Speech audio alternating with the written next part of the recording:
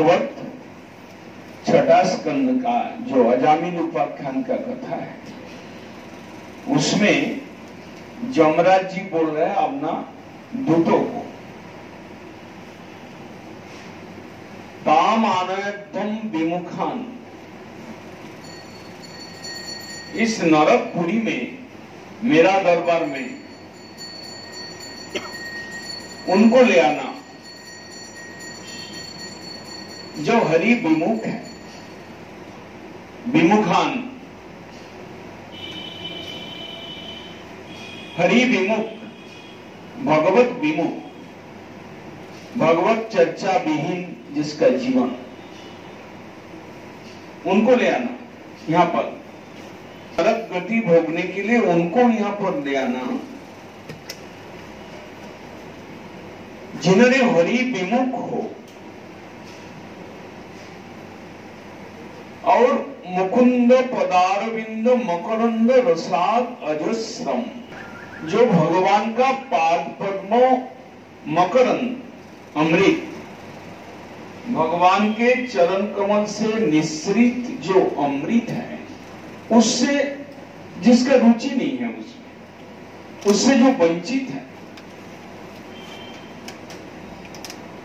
मुकुंद पदारविंद मकरंद रसाद अजस्रम, निरंतर भगवान के पाद पद्म का अमृत खरित हो रहा है, प्रवाहित हो रहा है। उस अमृत को जिसने नहीं चाखा, उस अमृत का संधान जिनके पास नहीं है, वो हरि विमुख है, इसलिए उनको उससे कोई लेन देन नहीं, लेना देना नहीं, उस अमृत को वो चाखे नहीं है। तान आनयत्वम विमुखान मुकुंद पदारविंद मकरंद रसाद अजस्रम, जो हरि विमुख हो इस संसार में, जो हरि का पाद पद्म से बहते हुए अमृत का जिसने स्पर्श नहीं किया, जिनको वो स्वाद आस्वादन करने का भाग नहीं हुआ, भाग्य नहीं मिला, निष्किंचनई परमंश कुलई असंगई, और जिसने कोई निष्किंचन साधु कृष्ण भक्त, निष्किंचन मतलब जिनके पास कुछ है नहीं, धन दौलत रूप विद्या जस, उनके पीछे घूमता होगा लेकिन वो अपना नहीं समझता, ये चीज हमारा जरूरत नहीं है, जरूरत का सामान नहीं है, ये चीज हमें हरि विमुख करेगा, ये चीज हमको भगवान से दूर ले जाएगा, ऐसा जो समझता हो। निष्किंचनई परमंश कुलई असंगई, परमंश कुल, दूध और पानी मिला है, जो परमहंस है, राजहंस है, वो नीर खीर उसको अलग करके खीर को पान कर सकते हैं, नीर को अलग कर सकते हैं, सार वस्तु को ग्रहण कर सकता है और असार वस्तु को त्याग सकते हैं। निष्किंचनई परमंश कुलई असंग, महापुरुष कृष्ण भक्त अकिंचन निष्किंचन, भगवान छोड़कर और किसी धन को स्वीकार नहीं किया, भगवान छोड़कर और कोई धन को आदर नहीं किया, ईश्वर छोड़कर, ईश्वर भजन छोड़कर कोई धन उनको आकर्षित नहीं कर पाया, उस लालच में जिन्होंने कभी नहीं पड़ा। निष्किंचनई परमहंस कुलई असंगई, ऐसा कोई गुरु परंपरा हो, ऐसा कोई महाजन हो, ऐसा कोई परमहंस कुल हो, उस परमहंस कुल के टच में कभी नहीं आया।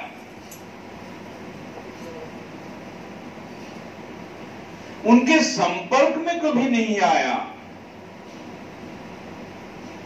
संसार में आकर विद्या अर्जन किया, अर्थ कमाया, स्त्री पुत्र परिवार का सेवा किया, लेकिन वहां तक नहीं पहुंच पाए जहां परमहंस कुल के परंपरा के माध्यम से अमृत का प्रभाव हो रहा। एक गंगा जी का प्रभाव है, लेकिन करोड़ों, 1.25 करोड़ लोगों में से कितना आदमी को वो गंगा का पानी का स्पर्श मिला, या गंगा का दर्शन किया हो, या गंगा में डुबकी लगाया हो, उसका भी भाग चाहिए। आप चाहे समाज में कितना प्रतिष्ठित है, चाहे आपके पास कितना धन जन बल हो, लेकिन आप यदि महाजनों का परंपरा में आया कृपा आप तक नहीं पहुंचा हो, या आप वहां तक नहीं पहुंच पाए जहां कृष्ण प्रेम अमृत धारा का प्रवाह गुरु परंपरा के माध्यम से होते आ रहा है, वहां तक आप नहीं पहुंचे। भागवत का भाषा है, निष्किंचनई परमहंस कुलई असंगई। असंग, उसका कभी साधु संत से भेंट नहीं हुआ, कभी कोई परम प्रेमी के चरण में वो नत नहीं हुए, उनका कृपा दृष्टि उनका ऊपर कभी बरसित नहीं हुआ। ऐसा अगर हो, निष्किंचनई परमहंस कुलई असंगई जुष्माद गृहे तिष्ठति बद्ध तृष्णा, और जिनके घर में प्रबल तृष्णा है, आशाएं हैं, धन आए, पुत्र बुधु आए, पोता आए, ऐसा केवल आता रहे, भौतिक वस्तु, क्षणभंगुर वस्तु का प्यास, क्षणभंगुर वस्तु पाने का आशा जिनके अंदर प्रबल हो,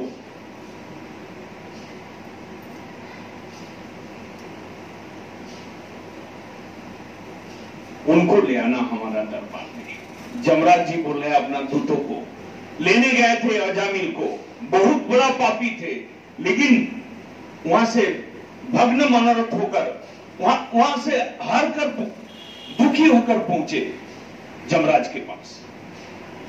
कोई 4-4 हाथ वाला 4 आदमी दिव्य पुरुष, वो लोग आए और ये लोग को निकल दिया, जाओ यहां से, इसको तुम स्पर्श नहीं कर सकते हो। ये मृत्यु के समय पर नारायण नाम का उच्चारण किया। इन्होंने बहुत सारे पाप किया, लेकिन इनका जीवन में अमृत का स्पर्श है। इन्होंने कभी पिताजी का पूजा में इन्होंने कभी चंदन रगड़ते थे, कभी जंगल से पुष्प उठा के ले आते थे। वो भगवत सेवा का स्पर्श है इनके जीवन में।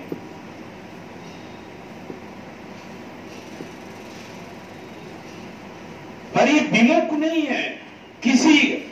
किसी अवस्था में, जैसे किसी अवस्था में पानी बर्फ हो जाता है, किसी टेम्परेचर के पास जाकर पानी भी जब तरल है वो भी कठिन हो जाता है। किसी भी अवस्था में आकर इस अजामिल ने इतना सारे पाप इकट्ठा किया, लेकिन इसने हरि विमुख नहीं है। हरिजनों का संग इनको मिला, तभी इनको मृत्यु के समय पर नारायण नाम मुंह से आया। हरि विमुख होता तो इनके जीवा से हरि नाम, नारायण का नाम नहीं आते मृत्यु के समय पर। किसी महाजन इनके घर पर आए थे, जब इनका ये लास्ट जो छोटा वाला लड़का मातृगर्भ में था, उस समय उन महापुरुष ने इनको सलाह दिया था कि ये तुम्हारा आखिर जो पुत्र होगा, इनका नाम तुम रखना नारायण। तो परमहंस कुल, साधु, महाजन, महापुरुष, उसका संग इनको मिला। ये असंग नहीं है। साधु का बिल्कुल साधु के टच में नहीं आया, ऐसा ही नहीं है। इसलिए तुम जाओ, तुम लोग 3 जमदूत भग्न मनोरथ होकर वापस आया जमराज के पास, बड़ा दुखी होकर बोल रहे थे कि आज एक बड़ा पापी को लेने गया, लेकिन हम लोग विफल, लिया नहीं पाए।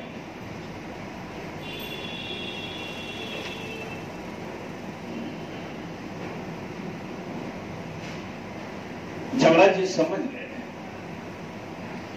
जैसा ही कहा कि मृत्यु के समय पर उन्होंने नारायण नाम लिया और 4 दूत, दिव्य पुरुष, 4 उनका बाहु वैकुंठ धाम से वहां पर आए और हम लोग को भगा दिया। क्यों भगाया? भागवत कह रहे, जमराज जी बोल रहे, यदि कोई आदमी देखना कि हरि विमुख हो, यदि कोई आदमी को देखना भगवान मुकुंद के पाद पद्म का अमृत का स्पर्श जिनका नहीं हुआ हो, परमहंस, महाजन, महापुरुष का कभी संग नहीं किया हो, और जिनके घर में केवल लाओ लाओ लाओ, खर्चा में नहीं, खर्चा करने में कंजूसी है, अर्थ आए तो खुशी, धन आए, विद्या आए, जस आए, रिश्तेदार बढ़े, वो खुशी, उसमें केवल लाओ लाओ लाओ, आए आए आए, ऐसे करते रहते हैं। बद्ध तृष्णा, बड़ा गहरा तृष्णा है, आशा है हमारा बहुत कुछ मिले, हम हमारा जस प्रतिष्ठा इस संसार में फैल जाए, ये इसका प्यास, आशा जिनके मन, ये 4-5 क्वालिटीज जो है उनको ले आना मेरा इस दरबार में।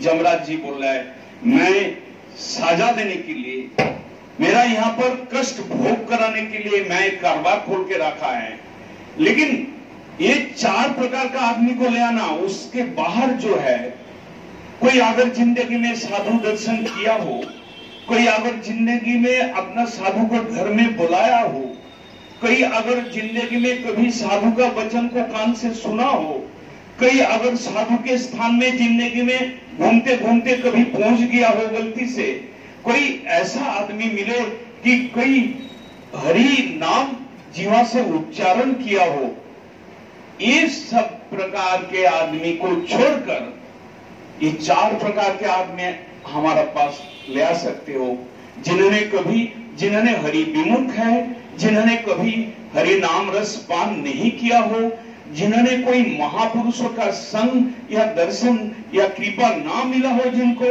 और जिनको घर में केवल आए आए, ले आओ ले आओ ले आओ, केवल धन ले आओ, जस ले आओ, प्रतिष्ठा ले आओ, रिश्तेदार ले आओ, बहू ले आओ, पोता ले आओ, ऐसे गाड़ी ले आओ, ऐसे केवल भौतिक वस्तु में तृष्णा प्रबल जिसके पास हो, उनको हमारा पास जमराज की पंक्ति।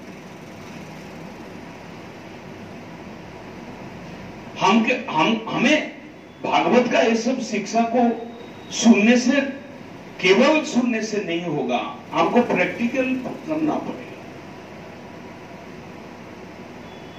हमारा तृष्णा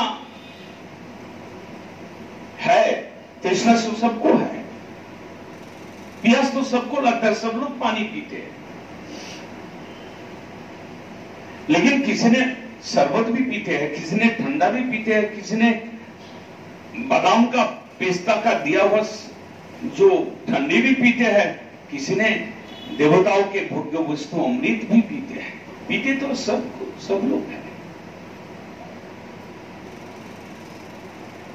यदि आपको हरि कथा सुनने के पश्चात आपके हृदय विगलित ना हुआ हो, यदि आपके हृदय में भगवान का वो शिक्षा को आप उसको पकड़कर रख ना पाए, उसको धारण कर ना पाए, उसको आचरण में ले आने में आपको दिक्कत हो, आप केवल कान में सुना और बाहर निकाल दिया दूसरा कान से, आप बहुत बार सुना लेकिन आपका चाहिदा, आपका जो आशा, वो दुनियादारी का आशा जो आपको कम नहीं हो रहा, मिट नहीं रहा है, तो निश्चित रूप से कहीं पर गड़बड़ है। निश्चित रूप से कोई साधु का कृपा आप तक नहीं पहुंचा। बिना साधु कृपा आपका विषय तृष्णा क्षय नहीं हो सकता है, चाहे आप कितना भागवत सुन ले। आज तो यहां पर छोटा जगह पर हम कथा हो रहा है, कहीं पर विराट पंडाल है, कहीं पर 2 लाख का श्रोता है, कहीं पर वक्ता के पास 10 आदमी है और गिटार, सितार, पियानो और बहुत कुछ लिए बैठे हैं। कृष्ण नाम के अंदर भी वो बाजा का रस घुसाना चाहते हैं। कृष्ण नाम स्वयं रस पूर्ण है और उसमें संगीत के रस घुसाना पड़ेगा आपको। यदि आप संगीत के माध्यम से कृष्ण नाम के अंदर रस घुसाना चाहते हैं तो आप कली है, माया है। लाखों आदमी बैठे सुन रहे हैं, 7 दिन के बाद जैसे कि तैसे संसार में डूब गए, चोरी कर रहा है, उधर झूठ बोल के पैसा कमा रहा है और स्त्री संग का पिपासा मिट नहीं रहा है, जस प्रतिष्ठा धन उसका लालच में डूबे हैं। 7 दिन में आपका परिवर्तन नहीं आया तो आपको समझना पड़ेगा कि 7 दिन आप डेडिकेट किया, 2 टाइम किया, 2.5 घंटा 3 घंटा किया, तो निश्चित रूप से आपके प्रति साधु का कृपा वर्षित नहीं।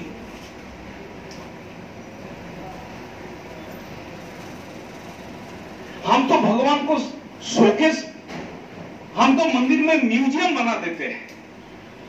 हमारा निष्ठा कहां है?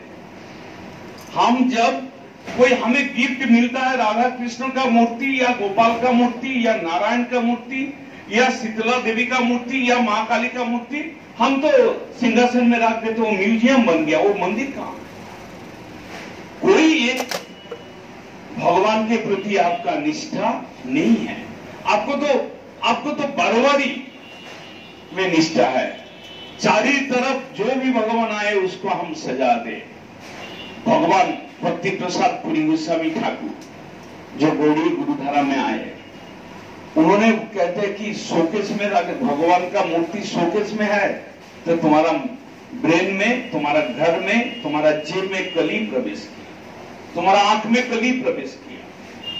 भगवान शोकेस में रखने का लायक वस्तु नहीं है, भगवान तो हृदय के अंदर रखने वाला वस्तु। भगवान सेवा वस्तु है, उनको तुम अपना शरीर में जितना प्यार करते हो उससे अधिक उनको प्यार करके उनको सेवा करना है। वो केवल दिन रात शीशा के अंदर से तुमको देखते रहेगा, तुमको आशीर्वाद देते रहेगा।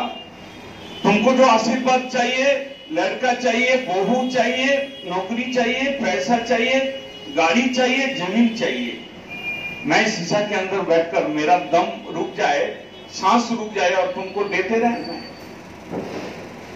ऐसा भक्ति गौड़ीय भक्ति नहीं है। ऐसा भक्ति आप यदि करते हैं तो आप करते रहिए, तो गौड़ीय मठ के साधु को मत बुलाएं। गौड़ीय मठ के साधु को बुलाना है, आपको खाने पीने का ज्यादा इंतजाम नहीं करना है, उसमें टाइम चला जाएगा, पैसा भी जाएगा। इतना 4 इंच का गद्दा को जरूरत नहीं था, एक सफेद कपड़ा बिछा देते तो चलता।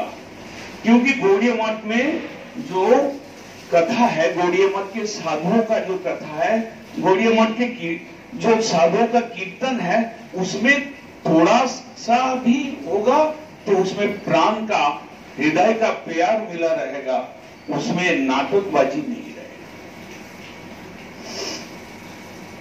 भागवत का शब्द है, मैंने जीवन में देखा, पढ़ा, अच्छा लगा, इस श्लोक को इसलिए आप लोग के सामने बोला। धर्म के साथ नाटक हो सकता है, लेकिन आप भक्ति के अंदर नाटक को नहीं डाल सकते। भक्ति ऐसा एक चीज है, वो श्रद्धा से उसका शुरुआत है, श्रद्धा उनका फास्ट सोपान है। जहां श्रद्धा नहीं है, जहां पर व्यवहारिक और जहां पर केवल फॉर्मेलिटीज है, वहां पर भक्ति प्रवेश नहीं कर सकता है और वो जीवन आपको जीवन में रस नहीं दे सकता है। आपको जीवन में कभी सुख दे देगा तो ठीक है, लेकिन कभी आपके हृदय में रस का संचार नहीं हो सकता।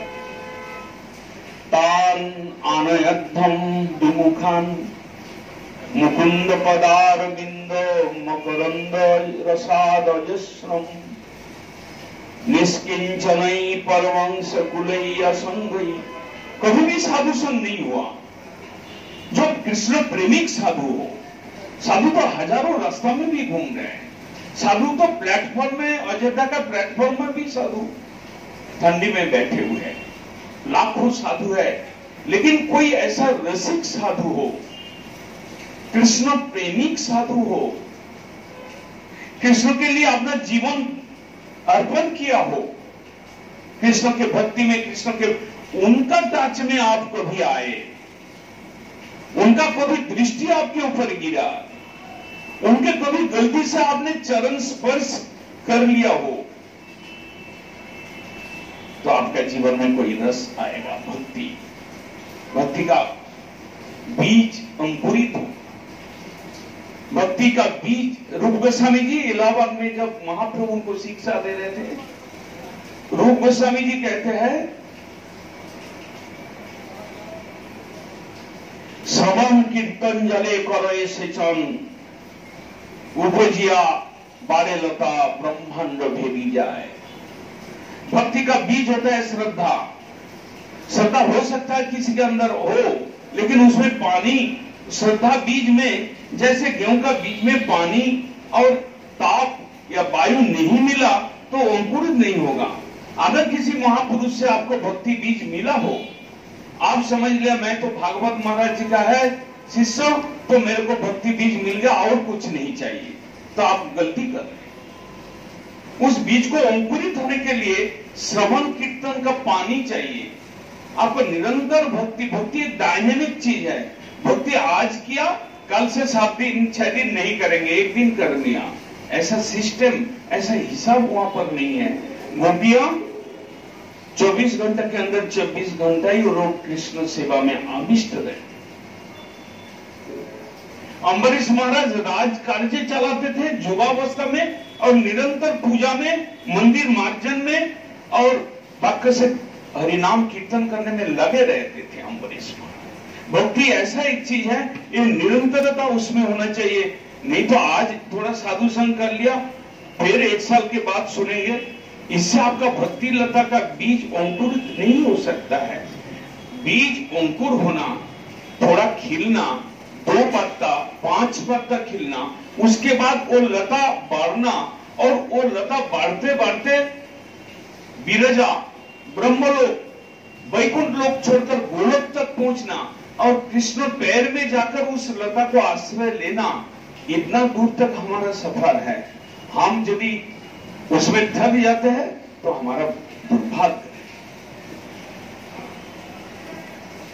इसलिए जमराज जी का उपदेश आपको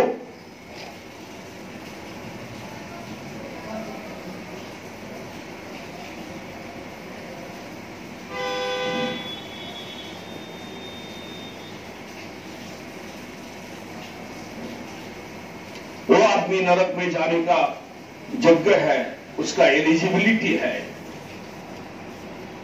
वो अपने को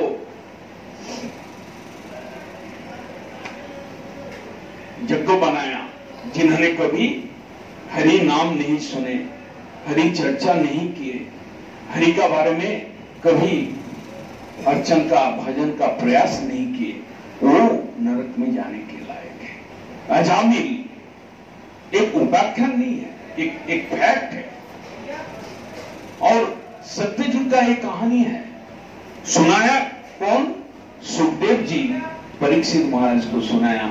इसलिए सुनाया कि वो मृत्यु द्वार पर बैठे हुए हैं। हमें मालूम नहीं है कि हम लोग का मृत्यु कल भी हो सकता है या आज रात को भी हम में से कोई आदमी विदा ले सकता है, लेकिन परीक्षित महाराज जिनको 7 दिन का आयु प्राप्त हुआ था, उनको बोल रहा है 7 दिन में उनका मृत्यु होगा।